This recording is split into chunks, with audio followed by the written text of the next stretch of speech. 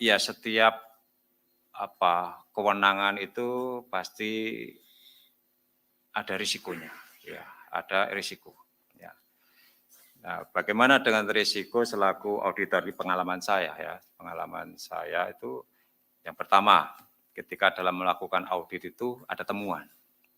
Apalagi kalau temuannya itu menyangkut penyimpangan yang bernilai uang. Nah, disitulah ada kepentingan ya dari pihak yang diaudit. Tentu dari pihak yang diaudit, mereka berkepentingan jangan sampai temuan itu terungkap di dalam laporan. Kan begitu. Karena apa? Kalau diungkap dalam laporan, satu, itu bisa berakibat pada pemberian opini, ya.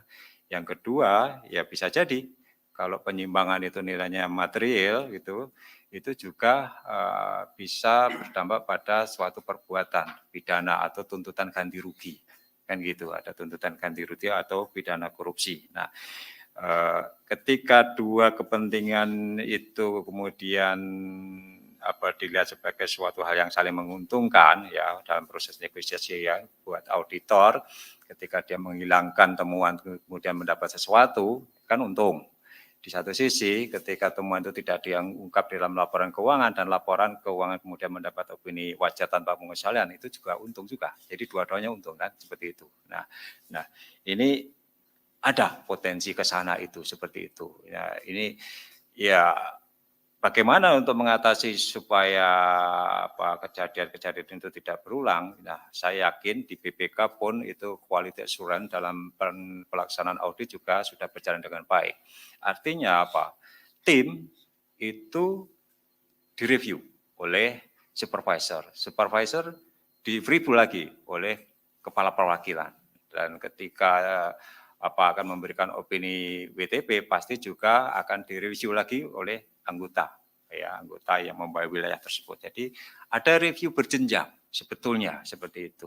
Nah, kenapa bisa terjadi? Nah, ini pasti ada sesuatu yang nggak matching di situ. Tentu ini menjadi PR buat BPK untuk lebih memperkuat mekanisme review tadi dalam proses audit itu.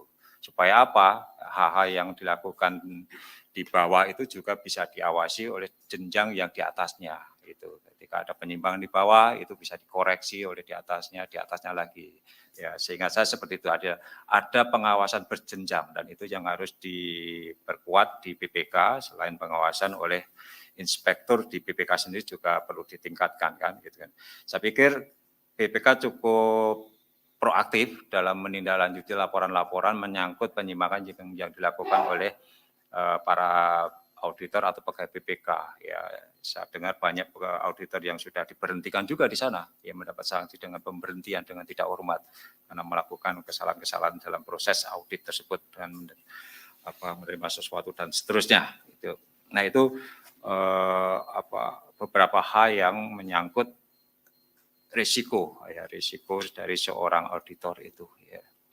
Memang risikonya yaitu tadi disuap tadi itu kan karena dia punya kewenangan untuk menghilangkan atau meneruskan temuan-temuan itu dan